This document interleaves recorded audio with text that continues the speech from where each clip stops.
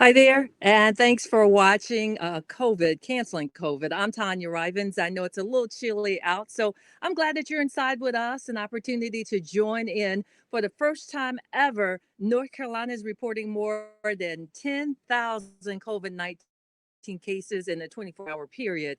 And what we do here is we have a conversation, real talk about what's happening in our community. Now, I just told you more than 10,000 COVID cases here in our state in 24 hours.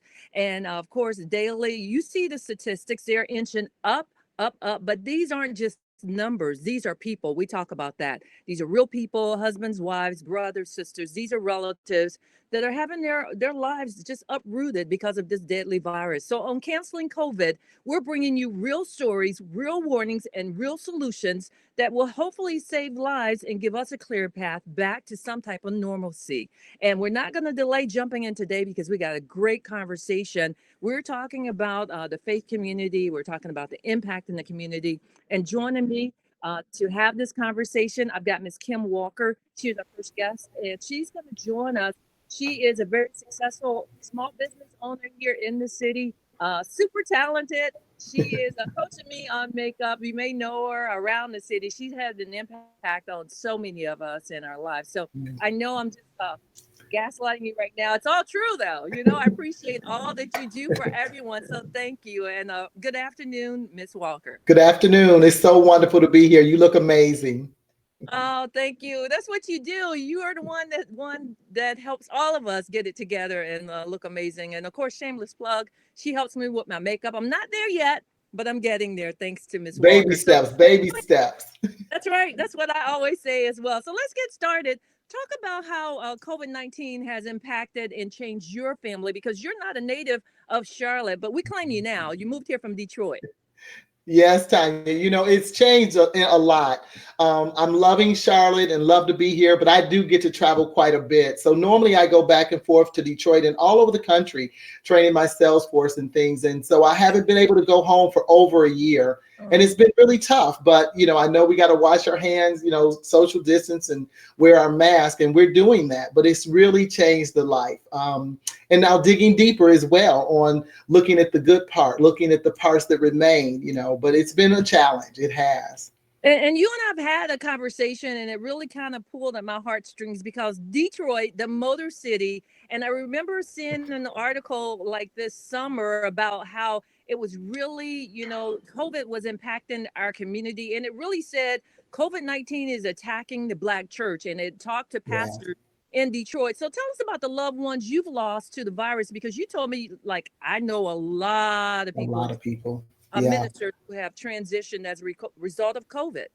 Yeah, it hit Detroit really, really hard, like all over. And of course, my heart goes out and I pray that people are healthy and safe now. But in the midst of it, what we've come through in Detroit in particular, so many of the churches and ministries lost a lot of pastors and leaders, and they had to put the services on hold. Oh, I'm sorry, on hold.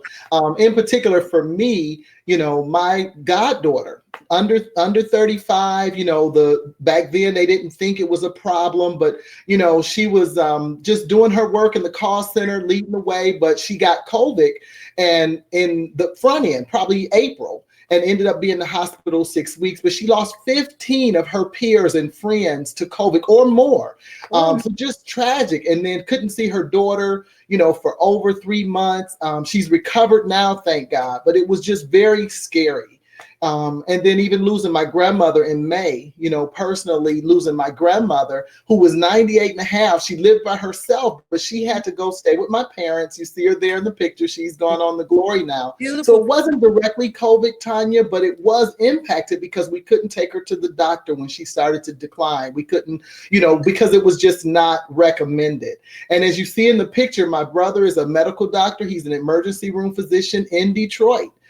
So he couldn't go to my parents' house. But Tanya, when you asked me the other day how it affected me personally, it wasn't as personal until yesterday, Tanya. My mom called me yesterday and said that my brother, that you also see in the picture, had come to visit for Christmas. And he and his wife got back to Florida and tested positive. And my dad took them to the airport. Oh my. So Right. right in this moment, it is even more relevant. And so, guys, I'm just saying to everyone, and Tanya, thank you for this platform and your always providing for the community. And for me, this is a healing for me to be able to share. So thank you. You know, my father and my mother are fine, but just that moment of, you know, they had masks on and all of that, but it can happen so quickly. And there's still so much that we don't know. And Kim, Miss Walker, thank you for sharing that. It is personal, and people need to Yes. understand, and that's the effort that we're making is trying to get our community on board to understand this is real, folks. These are real people, and when you say your goddaughter and 15 peers, I mean that's a lot of people. And think about the domino effect of who was affected by it, and who that person was affected by, and it just goes on and on and on. And I kind of say wrap our arms around it, which probably isn't the best way to describe it, but we've got to get it together and bring these numbers down. And stories Yes. like yours, you coming on and sharing, I really appreciate that. So you talked about you usually used to be able to go back, you would go back and visit Detroit. And, Mhm. you and I talked about this. This is scary. So what other Yeah. precautions have you had to take as a result of, around COVID-19?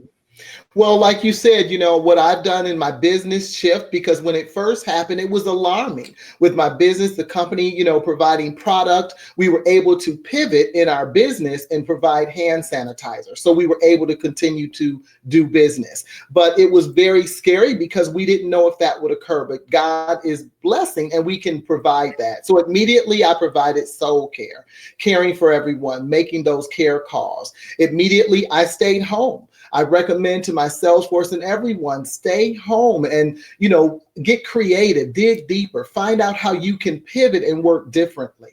And have different conversations with yourself. That's so very important. But make sure you get out and walk. So we had to pivot, Tanya, and we have to continue to pivot and pray. You know, do all the things that I'm certain that, you know, the pastor will share with us today, that we continue to trust in the Lord. And the most important thing to know is that God is with us. I often teach this point, Tanya, is that we are the only person that we're going to be with for the rest of our lives, guaranteed. So we definitely want to make sure no matter what it is, we trust in the Lord and know him and know that he is with us and he will help us make it through. So just digging deeper, being creative, being innovative, and, embracing all those things. It really is important. Great words of wisdom, and some great guidance for anyone to pick those little nuggets up and take them with them throughout the day. And you pretty much kind of said what I was going to ask you next. You already shared, which is the message to family. So very Mhm. positive message there. And people wonder why I can smile after all I've been through. It's because I'm Mhm. surrounded by wonderful people like Yeah. you and others that are always uplifting, always encouraging, always smiling, and just Yeah. beautiful. So here's Thank one you. something here. If you're looking for some inspiration, looking for some tips on makeup, just looking for someone to inspire you. Of course, Kim, you're not on here to talk about that, but certainly I can't let you go without giving out your information as we wrap things up to see if anyone wants to get in touch with you. Yes, well, my name there is my email. So Kim Walker at att.net. But I'm looking to connect and create a new circle. Like-minded leaders, people want to be their best selves, want to shine online. Of course, I represent that amazing product, Mary Kay Cosmetics, and I'm so proud to have all Mary Kay on. And I'm transforming Tanya, you guys. So just keep She watching because really God is so is. good. Look, that's a lot of work and it's a tall task, but we're getting there. She said I'm Yeah, okay today, so I'm making baby steps because, beautiful. well, thank you. So are you. So Kim, Thank you. thank you so much for taking the time to talk with us. All right. My Enjoy pleasure. your day and stay warm because it's chilly and wet out today. So you can see, guys, we talk with real people in the community. It's real talk, real conversation, and we're genuine and sincere about doing something about canceling COVID. That's our motto. That's the theme. And that's our storyline. We'll continue to say that because we have to help us. And canceling COVID is one way of us getting the information to you. COVID is ravaging our community. 137 virus related deaths is what we had. For people to start taking COVID seriously, we have got to continue to just educate one another. And I mentioned 137 virus related deaths in North Carolina on yesterday. That's a new record, folks. That's some real serious stuff. So, for the most part, that's the record is for the most in a 24-hour period. I want to make sure I get that right as I try to make sure I'm keeping my notes in order. So in just the last 2 weeks, the US recorded its five deadliest days since the pandemic started. And we're just in January, and a lot of people were thinking we've got the vaccine, that we're going to be able to start moving forward and see a turnaround. But for all accounts, it's going to take a little while longer, and we've got the patience. So now the CDC is warning that the worst is still yet to come. So we still are not out of the woods, folks. They're predicting that surpass, get this, 430,000 in the coming weeks. 430,000, we're talking about getting close to a 500,000. These are people, real lives. And when it comes to protecting the African American community, our ministers and our spiritual leaders, they have become the frontline workers. And so now it gives me great joy as well today to bring in a good friend. He has done just amazing things here in the community, and I really respect and appreciate him taking the time to talk with me, of course, out of his busy day. And I'm talking about Reverend Jordan Boyd of Rockwell AME Zion. Good morning, Reverend Boyd, and thank you so much for joining us. Hello, Tanya. Thank you for this opportunity. Good to see you again. Good to see you as well. And I Wonderful went to be back here. to morning again. I don't know why, but of course it's afternoon, and I just appreciate you dropping in. So I've got some questions, and I was like, I don't know, when it comes to the faith community, uh, there's been a lot of criticism around things that have been happening politically, I come to you. You've been more than just a pastor. You've been a counselor. You've been all those things. And I can say that through it all, you've always been steadfast and consistent and made sure everything was based on the word. But here again, we're going to the Black churches as a community and looking for input, information, and things along those lines. And I just want to start with saying or asking, what role does the Black church and primarily spiritual leaders, what role do you play in this fight against COVID? Um, Thank you, Tanya, again for this opportunity and platform to speak in this very crucial time about what we're dealing with. Our role as faith leaders is pivotal, in my opinion, now because of where we stand in the place of being a trusted voice to many in the community regarding trying to interpret what some of the things are being said about what we should do and why we should do it. It's important that we educate ourselves on this matter as we try and educate our people. I take this from the approach, a three-pronged approach, and that is to one, encourage that we always we live in a world of hope as spiritual people. No matter what we're facing, we live in a world of hope, and so I encourage everyone to lean on Psalms 46. The Lord is our refuge. The Lord is our help. The Lord is our strength. He's our ever-present help in time of trouble. And because of that, therefore, we do not fear. But not being fearful does not equal being foolish. So while we are a people of faith and live in a world of encouragement, we also are compelled to be educated and to try and understand just what it is that we're facing so that we can be empowered to continue to live our lives. We shall live and not die because God has a purpose and a plan for each and every life. And so while we're dealing with something that seems out of control, I encourage people to be empowered by doing that which you can control, no matter how small it is. And so, even as clergy, with our head and our hearts, and that's why I ask people to think about this. We're trying to navigate our way through this with our heads and our hearts, because with our heads we're hearing, but with our hearts we're wrestling with something else. So, in talking with my members, one shared with me a very powerful piece of advice that I want to share and that I will continue to share. And he said this to me when I asked him, will he take the vaccine? And he said, I will. And he said it in a way that it's helpful. And he said, I'm going to take it because while I may not know what the vaccine will do, I know what COVID is doing. Hmm. Very, very wise. And I Yes. thought that that was a pivotal, heady moment to speak to the heart place of many people who have reservations, that while we do not know all that we want to know or need to know about the vaccine, we know everything we know about COVID. It's But you dead. know, it is deadly, Reverend Boyd. But you know, what do you say to people that still just won't let it go? And you know, our community, and we hold on. Not just our community, but people tend to hold on to the past, and we've got the history. You know, with Tuskegee, that experiment, and feeling like that we've been guinea pigs. Someone said to me, "Heck, we are the ones that helped develop all the medicine when it came to."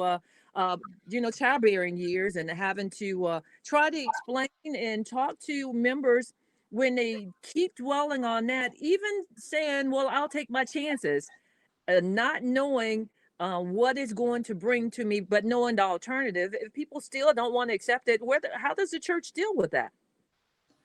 Right. We deal with it, first of all, by listening, by acknowledging and accepting the fact that we still have some hurdles that we must overcome. But a reality that we're facing today is one that we've not seen before. Our history is now. The history of our tomorrow is being recorded today. And so we have an opportunity whereby to try and address these in a way that in the past was not available, but by way of transparency in a way that did not exist before, and the ability to demand from stakeholders like hospitals and epidemiologists, and we have resources that we did not have before to consult and to help us make conscientious decisions, to make that leap of faith and trust that we need to try and make. It's not that we are anti-vacciners by definition. African Americans are not anti-vacciners. What we are people who are very cautious about the fact of those who've not always been forthright in their attempts to have us to participate in things and been forthcoming and forthright about those intentions. Today, we must still push forward to demand that. I think we live in an era now where the exposure of intentionalities can be done in a way that allows us to come to the place. I think we should, your platform here today and allowing us to talk about this is so important, because I do not think the messaging has been what it needs to be for us and for our community, so that we can get to that place of trust, and that we're not pamphlet people. We need audio, visual, we need television, we need influencers from the ground in the community that we can see, like you, that we can talk back to. So these talkback sessions are good. And I thank you for They're excellent. And I'm just grateful to have you here, because you mentioned stakeholders, and you all have been meeting. I know the county has reached out and has been making an effort to get our faith leaders involved, because you are the front line. Can you comment on some of the efforts that have been made as far as working with our faith leaders? So there's an effort now with the county, Mecklenburg County, and public health, and the hospitals, and it's been our point to ask them to come together, to unify, and to have a unified message. Not a message from Atrium, not a message from Novant, not a message from the public health department, but a unified message where all of the community can rally around, as opposed to everybody running in their own lanes.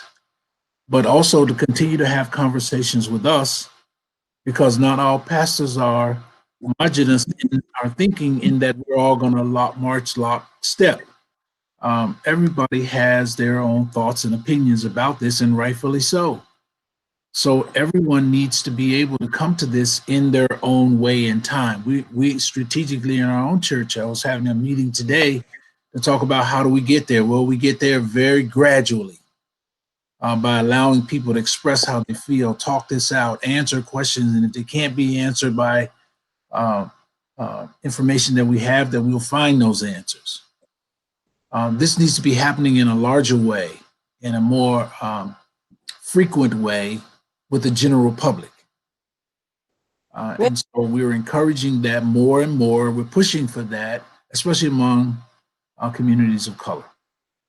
And I Yeah. didn't mean to cut you off, Reverend. I just wanted, because I wanted to jump in, because one of the points that you made as we start, like you've provided some incredible information, but one of the points you made about unity, I think that's a point that a lot of people have missed out on as well. And, you know, a lot of people ask questions, and not to single out anyone, but there's been a lot of questions in our community about a particular ministry. And I have reached out to try and get someone on to share, because everyone has they need to be heard instead of jumping to conclusions. So as a minister who's been very much involved and who has already addressed as far as the vaccination and how people should feel about it, can you just touch on briefly how COVID-19 has impacted your ministry? Well, if you'll allow me, I'd like to talk about it from two perspectives. One is personal. 2 years ago, my wife's sister passed away. Condolences. We started because her husband was a over the road truck driver. We took in our nephew, and in May of last year, he passed away due to COVID. Our guardians to our nephew, who lost both his mother and father at 13 and 15, his father to COVID-19. So very personal. It's very personal to me as a father, as an uncle, as a pastor who have lost members. I have a 17-year-old who lost her mother. Have a husband who lost his wife unexpectedly. For many spiritual leaders, this has been very difficult, because there was a period of time where it was nothing but death. If it wasn't a member, it was a member's family. It was someone personal. And so what we continue to do is to try and lift each other up, to stay connected. I'm always telling people to check on each other. We're one of the blessings for us in the pandemic is pushed us to the digital platform. And it's wonderful to see seniors coming on Zoom. It is. Seniors who And I don't think leave the house anymore. Seniors who have stopped driving. I was talking to one the other day who says, I don't get to exercise anymore. So this platform is really good, but what it does is allows us, we underestimate the power of connection. yeah. It has changed in such a way that I am forbidden as a clergy person to go into the hospitals when someone is having surgery or dying. Be with them and provide spiritual support. That's just how restrictive this is. And I understand it. Yes. As recent as this week. So one of the things that we to continue to do is simply become the disciples and caretakers to each other, and remind each other how important self-care really is. And you've just shared the words that I was going to ask, is what you do and share with people who are experiencing loss. So I certainly appreciate that, Reverend Boyd. As we start to wrap things up, you know, I could continue this conversation on and on and on. So hopefully this will inspire and uplift others that have been dealing with this dreadful disease that continues to impact our community. And we're going to stay encouraged and continue to connect and provide information. And you've been very helpful, encouraging even for me in launching this show. So again, Reverend Boyd, we thank you so much for taking the time to join us. And as we continue to give information on how we're going to cancel COVID. Also, just a reminder for anyone 75 and older, I got a lot of comments about Miss Gladys, who said, I'm not doing it. Hopefully she had a chance to watch this show as well, to get some additional information and some encouragement from Reverend Boyd on why it's a good idea to at least be a little bit more open to the idea of considering the vaccination. Who knows? But if you're 75 and older right now in North Carolina, you can get the vaccine. You can go and get vaccinated at Bojangles Coliseum, which is right off Independence. We all know it's a big dome right there. You have to make an appointment, and the number is 980-314-9400. Of course, information constantly scrolling across the bottom about cases and testing locations. And make sure you take the time to get tested. That's the number also for the testing site. So keep that in mind. Also, we've got the modified stay-at-home order. Governor Cooper this week extended it for 3 more weeks. So it's going to take us at least through the end of January. And that's where from 10 p.m. to 5 a.m. you have a curfew. And I'm not exactly sure how many people are abiding by it, but you got to give Governor Cooper at least credit for making the effort and trying. I'm making sure I'm staying within my time, staying within my lane. We encourage you all to continue to take our poll. I see a comment on here from Dwayne Rivens. He's family. He's watching from Georgia. He says he's a government contractor, and so he will probably take the vaccine. And that's interesting because I would think, or probably my guess, he's military, that a lot of government employees may eventually have to be required to take it. I'm not sure if that's going to be something down the line or down the road, but there's so much we can talk about, and we can only do 30 minutes. So we're going to continue to talk and touch on each element, whether it's finances, homelessness, education. Boy, is that another conversation. We're going to get Congresswoman Adams on. She's committed to coming on to talk about this COVID relief bill. And as Reverend Boyd pointed out, having these platforms to get you the information, it wasn't an idea that I came up with. A lot of African-American journalists around the country are saying, hey, we've got to do more. And one way to do it is just to come directly. It's to come directly to you and provide the information. So as we get ready to head out, I know it's the weekend. And in addition to that, a little bit of chill in the air, maybe even some snow, whatever. Make sure you stay safe. And join me this Sunday, 7 a.m., Sounds of Inspiration. I've got a radio show. It's Sounds of Inspiration at 103.3, 100.5. It's on FM, or you can always listen or hop online. I go Facebook Live, also there on Sunday mornings around 8:45. But as I always say, make sure life's challenges make you better, not bitter. Stay encouraged. Thank you again to Ms. Walker and Reverend Boyd, Rockwell AME Zion Church. And thank you for all that you're doing to continue to uplift and inspire everyone in our community. Be safe, everyone. Have a great weekend. And thanks for joining us as we continue to take on our efforts to cancel COVID.